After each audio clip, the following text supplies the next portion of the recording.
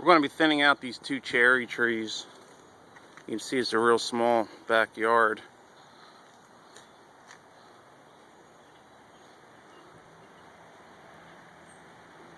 And they take up the majority of the space here. So I'm going to be thinning out all these inside limbs, get some more airflow through the tree.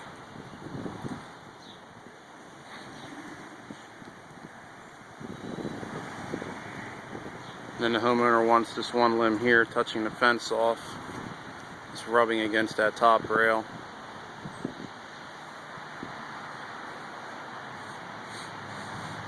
It's clear to see these were never professionally done.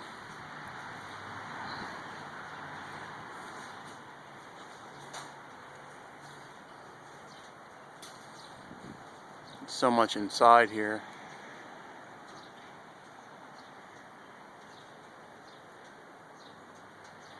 And from the lack of sunlight, there's hardly any grass in this area here.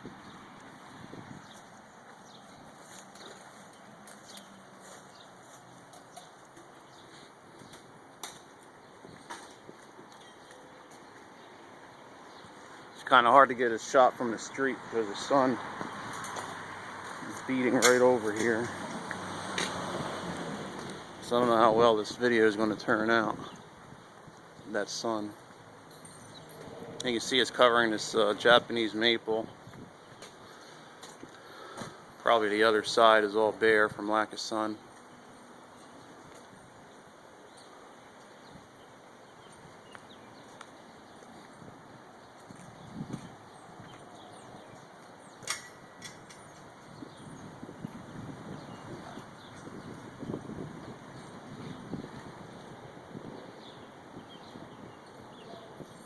And we have all this ground cover we have to watch out for.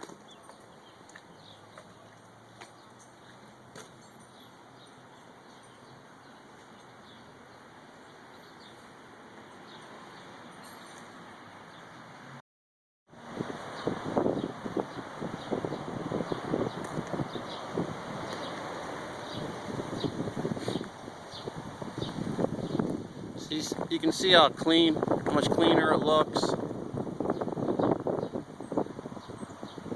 Everything that I wanted to do to the two Kwanzaa cherries got accomplished. I was wrong. I couldn't see with all the foliage that the trees were topped before on the right side, but you see all the water sprouts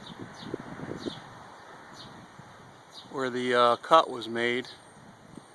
Those two there were topped,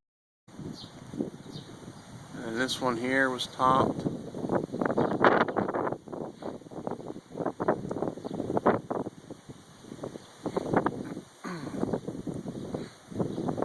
Took out all the dead limbs. I cleaned out the inside. I cut some off the tips. Then I pruned the Japanese maple. I didn't prune. I took out some limbs on the Japanese maple because it was growing all crazy. So there's plenty of clearance now for that to grow.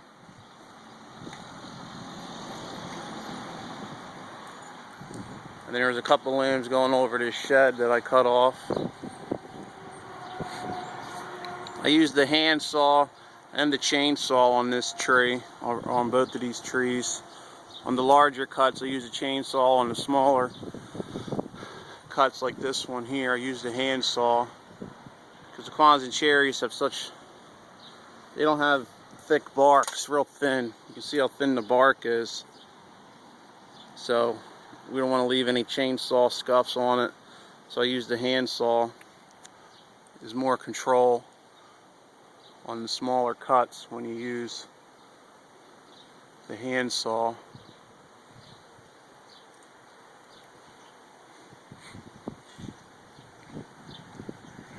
So I pruned the tree and I thinned it out. Thinning it out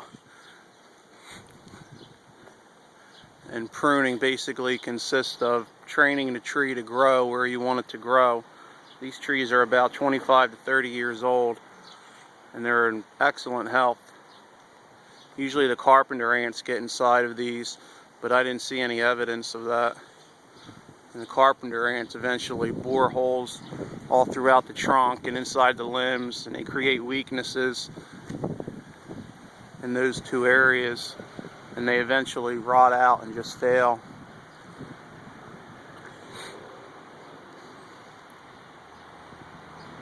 But the carpenter ants love the fruit trees,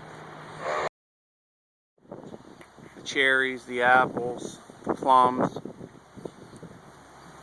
But again, I didn't see that in here. And the tree is not, both trees are nice and symmetrical.